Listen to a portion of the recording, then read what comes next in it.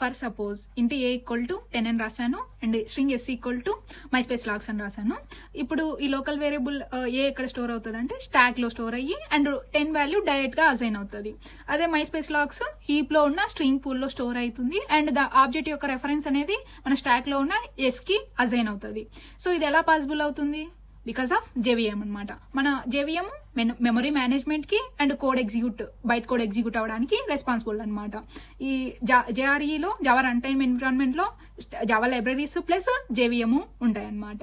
So మనకి తెలుసు Java platform independent అని. అంటే ఫర్ సపోజ్ నేను జావా కోడ్ విండోస్ లో రాశాను అండ్ కంపైల్ చేసి డాట్ క్లాస్ ఫైల్ జనరేట్ అయిన తర్వాత ఈ డాట్ క్లాస్ ఫైల్ తీసుకెళ్లి నేను మ్యాక్ లో అయినా ఎగ్జిక్యూట్ చేయొచ్చు, లైనక్స్ లో అయినా ఎగ్జిక్యూట్ చేయొచ్చు అనమాట.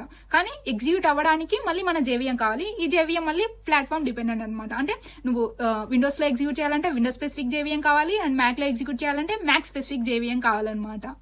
Yeah, that's it. Thank you so much.